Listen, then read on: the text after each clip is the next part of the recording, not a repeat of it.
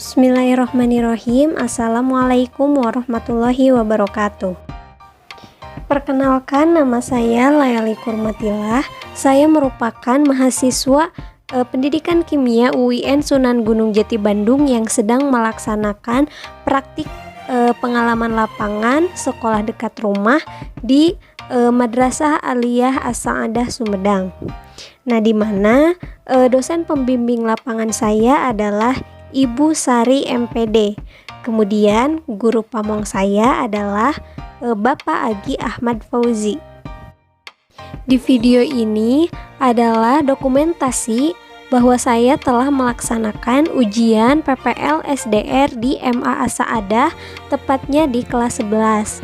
Nah, materi yang saya ambil adalah faktor-faktor yang mempengaruhi laju reaksi, di mana pendekatan yang saya gunakan yaitu scientific learning dengan model pembelajaran discovery learning dan metode pembelajaran ceramah, tanya jawab, demonstrasi, dan diskusi. Berikut ini merupakan video dokumentasi ujian PPL SDR. Selamat menyaksikan. Waalaikumsalam warahmatullahi wabarakatuh. Apa kabar semuanya? Baik, sebelum kita mulai pembelajaran, alangkah baiknya kita berdoa terlebih dahulu. Nah, kita berdoa dalam hati masing-masing dimulai.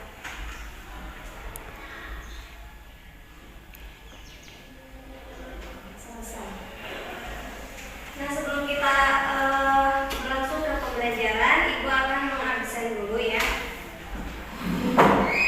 Anissa Awalia, Wafa Nur Afifah, Zahra Nur Aida, Siti Hasanah, izin Fitria tidak hadir,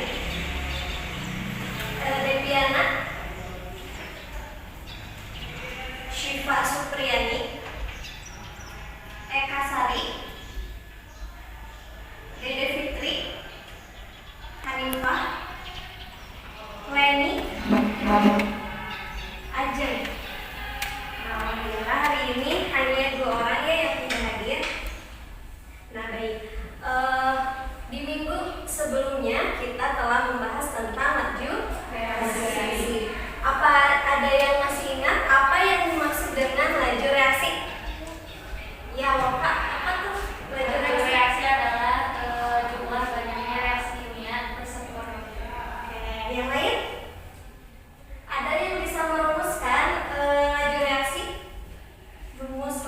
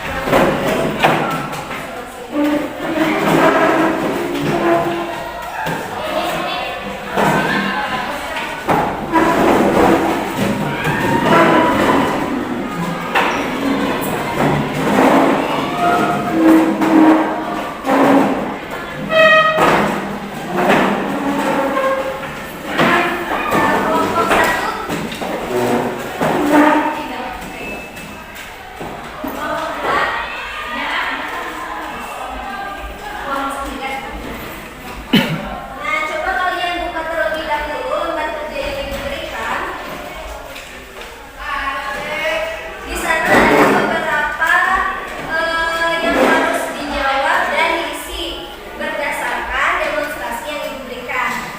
Nah, kita coba lihat dulu di halaman ini.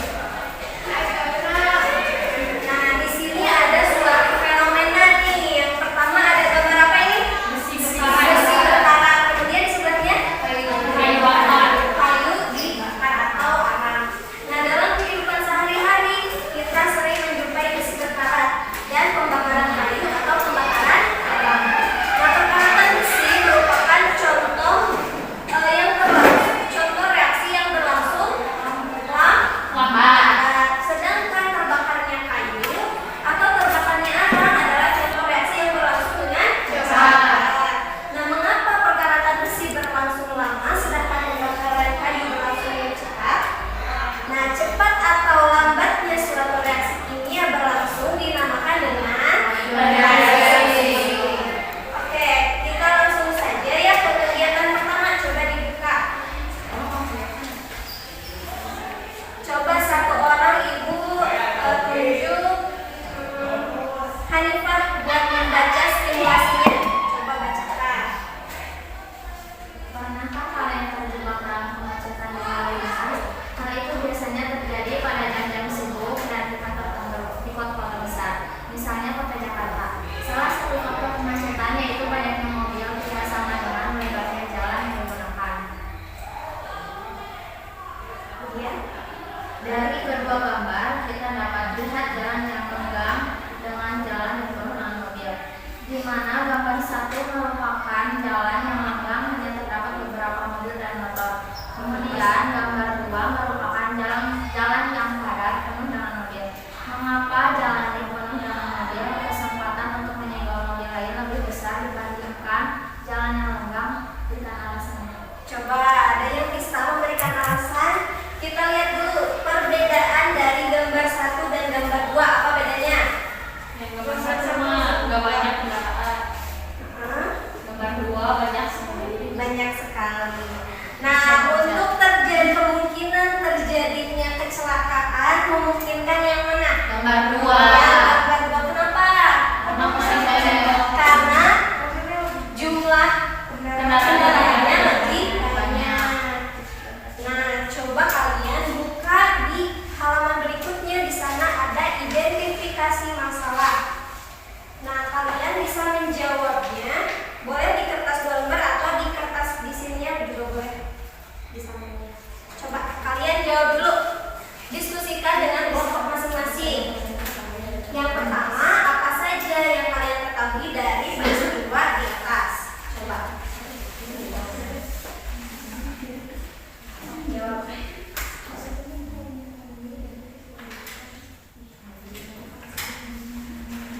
Tentang peristiwa mobil tadi, apa coba yang bisa kalian ketahui?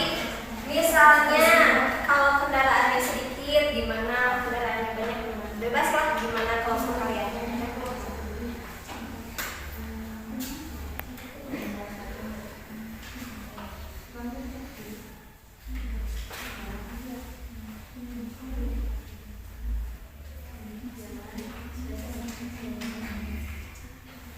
Bisa, gampang kan?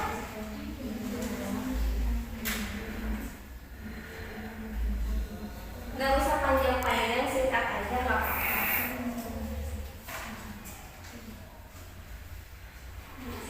Kemudian yang nomor 2, mengapa jalan yang lenggang sedikit kemungkinannya untuk terjadi tabrakan antar kendaraan? Coba kenapa?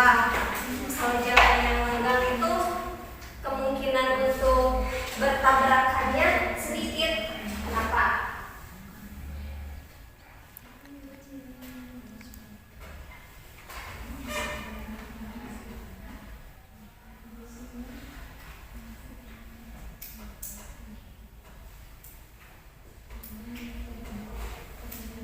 Bisa?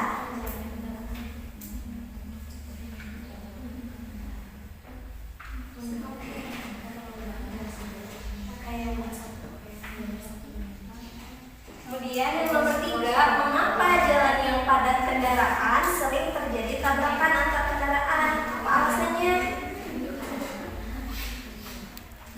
Kenapa? Jadi nomor 2 dan nomor 3 itu perbedaan kenapa jalan lenggang itu hanya sedikit terjadinya kemungkinan terjadinya tabrakan, sedangkan yang nomor 3 jalanan yang padat lebih sering terjadi tabrakan.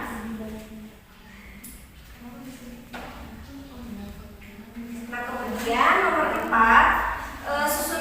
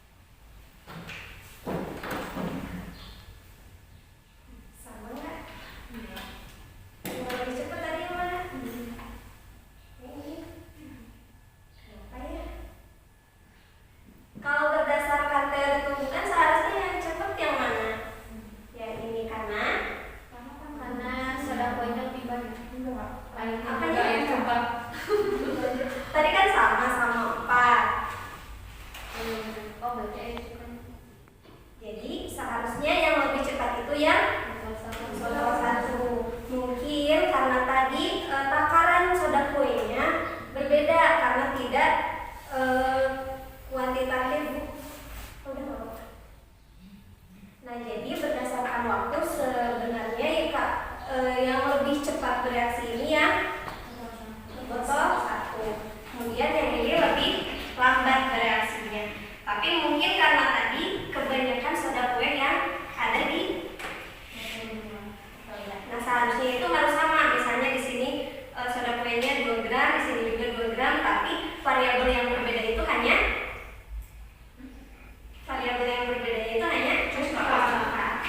gitu. Paham? Jadi kalian sesuai pengamatan aja, tidak apa-apa walaupun yang lebih cepat bereaksi yang ini. Udah ditulis pengamatannya? Tulis dulu.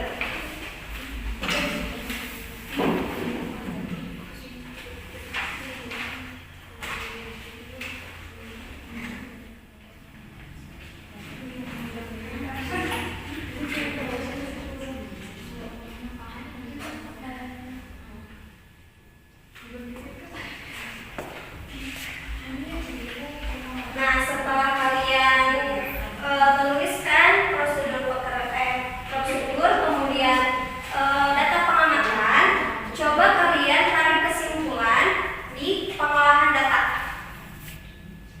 Diskusikan, bukan kesimpulan tapi mendiskusikan. Jadi kenapa sih yang botol 2 lebih cepat bereaksi dibandingkan yang botol 1, padahal yang seharusnya yang bereaksinya lebih cepat itu yang botol 1. Nah, diskusikan di kolom pengolahan data.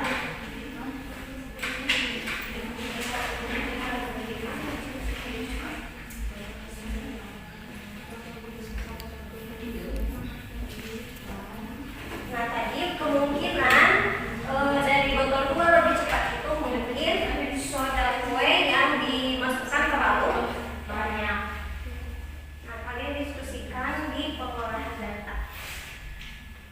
Nah, setelah kalian mengisi pengolahan data, coba kalian cek verifikasi. Cek verifikasi, kemudian isi titik-titik di verifikasi tersebut. Pada umumnya, reaksi akan berlangsung lebih titik-titik jika konsentrasi titik-titik diperbesar. Nah, titik-titiknya diisi. Zat yang titik-titik besar mengandung jumlah partikel yang lebih banyak, sehingga partikel tersusun lebih titik-titik dibandingkan zat yang titik-titik rendah. Partikel yang susunannya lebih rapat akan lebih sering titik-titik dibandingkan dengan partikel yang susunannya rendah, sehingga kemungkinan terjadinya titik-titik makin besar. Titik-titik mempengaruhi laju reaksi karena banyaknya titik-titik memungkinkan lebih banyak tumpukan, seperti pada kemacetan jalan raya. Maka peluang untuk bersentuhan atau bertabrakan semakin besar, dan itu membuka peluang semakin banyak tumbuhan efektif yang menghasilkan perubahan, karena dalam laju reaksi hanya tumbuhan yang efektif yang menghasilkan reaksi.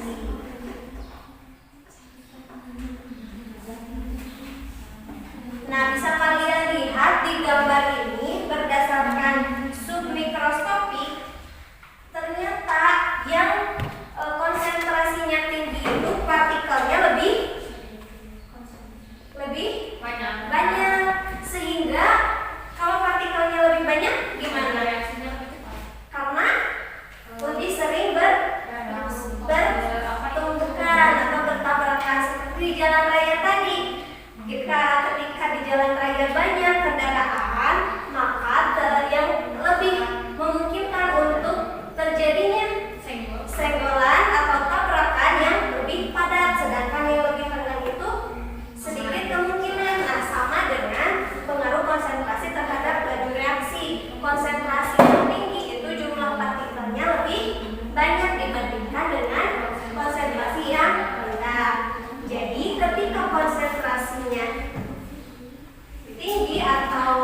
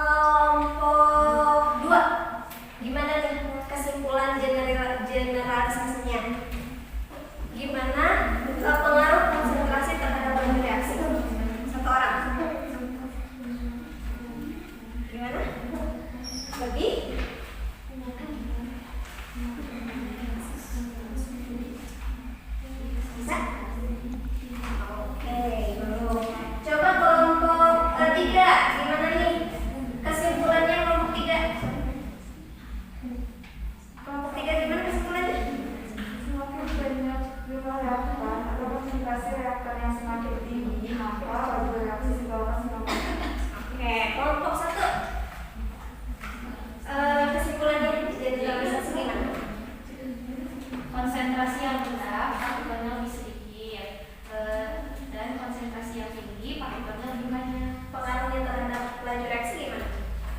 Konsentrasi yang rendah laju reaksinya akan lebih lambat, konsentrasi yang tinggi laju reaksinya akan lebih cepat. Oke. Nah, sekarang kita masuk ke kegiatan 2.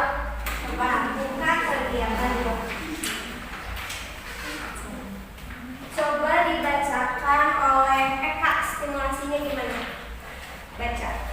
Bagi penderita stigma, obat mah merupakan obat yang penting pada saat penyakit tersebut kambuh. Tahukah kalian mengapa jika kita minum obat mah harus dikunyah terlebih dahulu? Iya nggak? Kalau kalian minum obat mah harus dikunyah dulu. Ya, ya kan? Kenapa tuh harus dikunyah dulu? Nggak langsung diminum kayak obat biasa kalau obat mah. Nah, di sini ada trauma. Gimana? Nah, coba kalian identifikasi masalah tersebut dengan menjawab soal-soal di sini. Yang pertama, apa saja yang kalian ketahui dari peristiwa di atas? Coba. Kenapa nih obat mah harus dikunyah terlebih dahulu, nggak langsung diminum? Kemudian, mengapa ketika hendak minum obat mah harus dikunyah terlebih dahulu? Kemudian, susunlah hipotesisnya.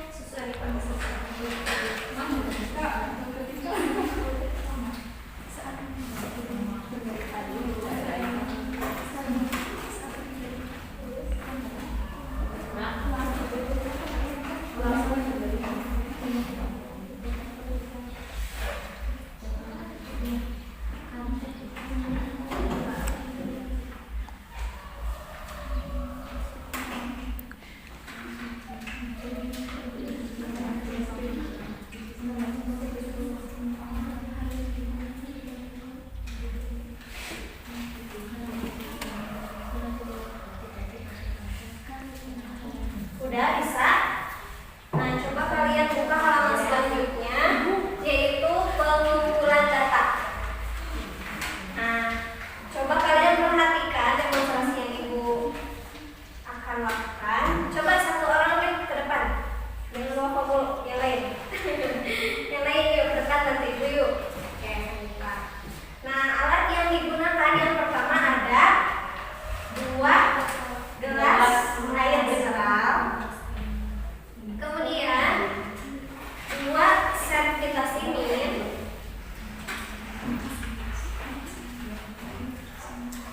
yang satu ini serbuk udah Ibu bukan, dan tablet.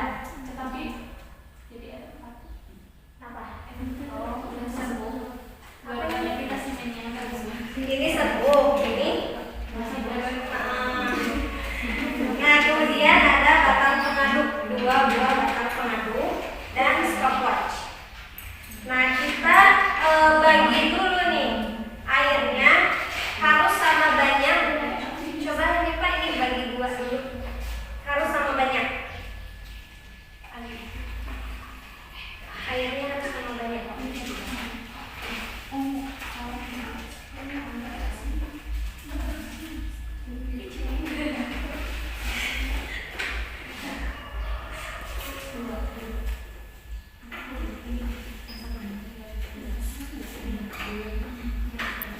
Udah sama? Sama nggak?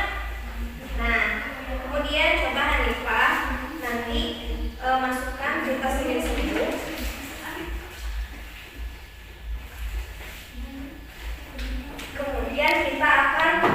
Kemudian stopwatch, jangan lupa stopwatch untuk menghitung waktu. Coba. Nah, nanti ketika kita memasukkan, coba ditanya di sebelah sini. Nah, ini buat gelas 1, ini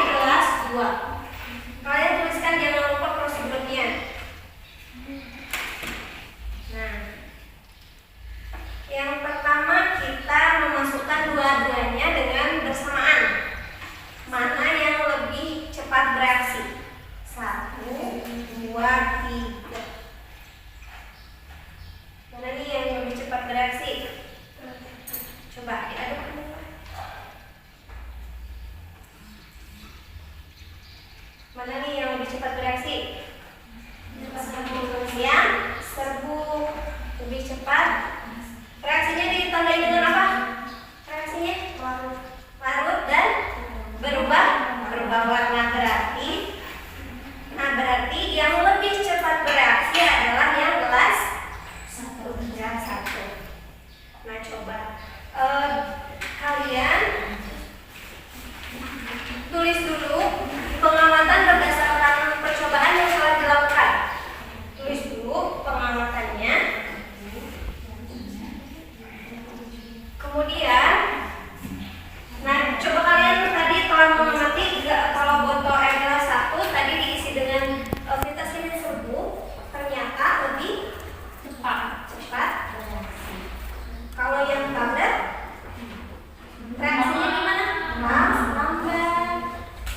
Nah, setelah kalian isi data pengamatan, coba kalian diskusikan perbedaan antara dua gelas tersebut. Kayak tadi isi. Kalau misalnya vitamin serbu reaksinya gimana? Kalau yang ini juga sebenarnya bereaksi, cuman berjalan dengan lambat. Nah, setelah kalian mengisi pengolahan data, coba kalian cek verifikasi. Diisi juga titik-titiknya.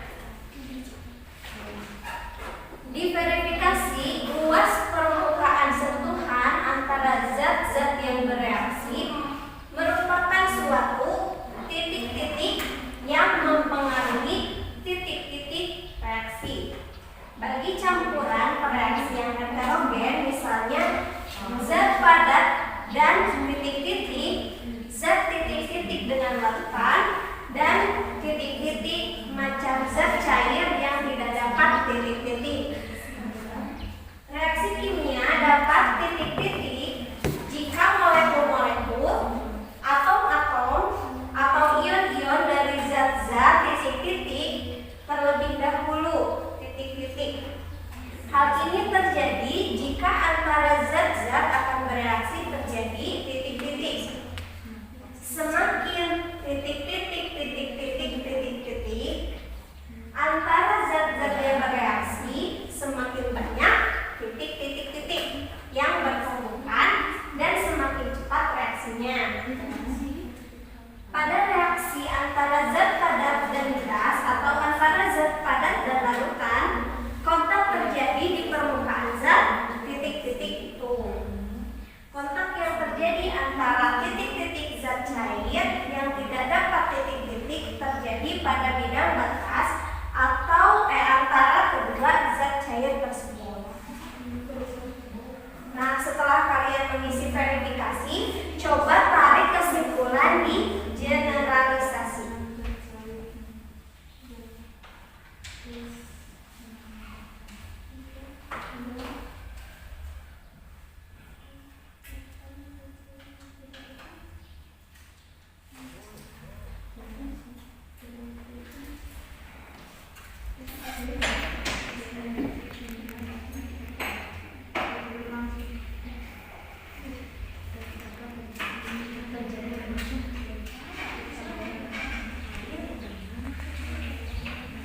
Oke, sekarang coba semuanya ibu pengen lihat kerjaannya. Yang pertama tadi pengaruh apa terhadap laju reaksi? Kegiatan 1 pengaruh konsentrasi terhadap laju reaksi. Nah, pada umumnya reaksi akan berlangsung lebih diverifikasi lebih cepat jika konsentrasi bereaksi diperbesar. Zat yang konsentrasinya besar mengandung partikel yang lebih banyak. Coba lihat di verifikasi. Sehingga partikel yang tersusun lebih rapat dibanding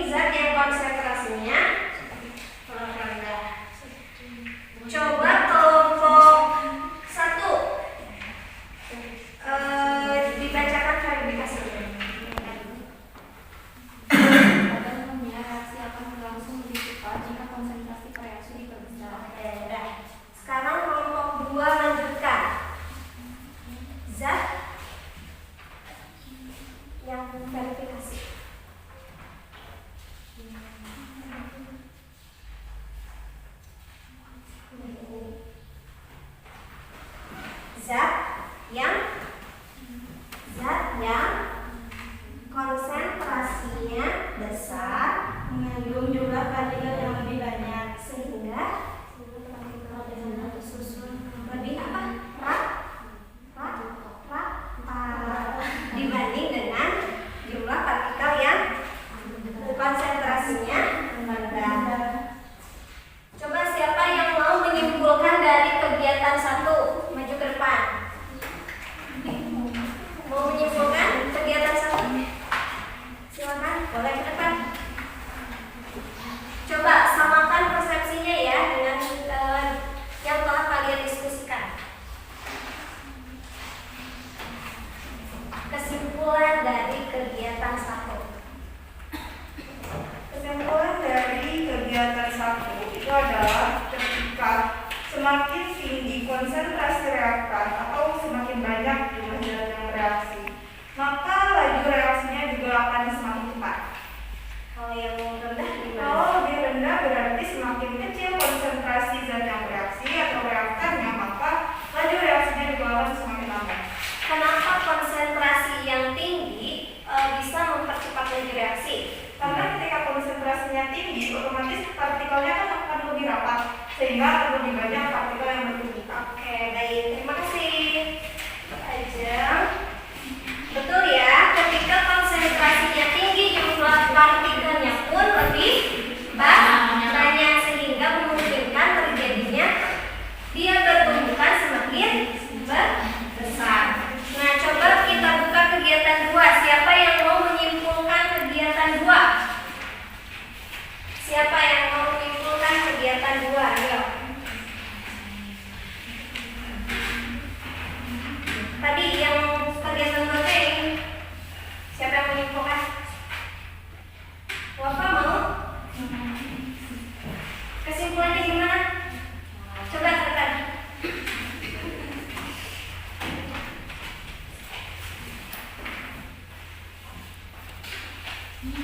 Gimana nih kesimpulannya dari kegiatan 2? Kesimpulannya Iya. kesimpulannya pada vitamin siang serbuk dan vitamin siang tablet saat dimasukkan dalam waktu yang bersamaan akan lebih cepat bereaksi yang vitamin yang serbuk dibanding vitamin yang tablet. Kenapa? Ya karena yang serbuk udah serbuk jadi gampang dicerna sama. Coba dari luas permukaannya perbedaannya gimana? Kalau luas permukaan bidang sentuh yang serbuk lebih banyak atau sedikit? Lebih banyak. Lebih besar, lebih besar sehingga untuk pertumbuhannya gimana? Lebih cepat gitu. Oke, kalau yang ini berarti hanya beberapa bidang yang bersentuhan dengan partikel air sehingga laju reaksinya berjalan dengan lambat. Oke, terima kasih Bapak. Nah, berdasarkan 2 nih percobaan tersebut, kalian bisa mengerti nggak faktor yang mempengaruhi laju reaksi? Bisa? Bisa dimengerti? Nah, ini juga bisa diterapkan dalam kehidupan kalian. Misalnya, kenapa sih ketika kita meminum obat mah harus dikunyah terlebih dahulu daripada kenapa coba? Karena akan lebih cepat bereaksi. Jadi obat itu akan lebih cepat bereaksi sehingga akan mempercepat mah kita untuk sembuh. Jadi kalau kita mengunyah terlebih dahulu, mah kita akan lebih cepat sembuh. Seperti itu, Pak. Nah, baik. Pembelajaran kita sudah selesai. Ibu akan memberikan tugas kepada kalian untuk membuat laporan beban kerja ini. Setiap masing-masing kelompok harus mengumpulkan laporan di minggu depan. Laporan yang telah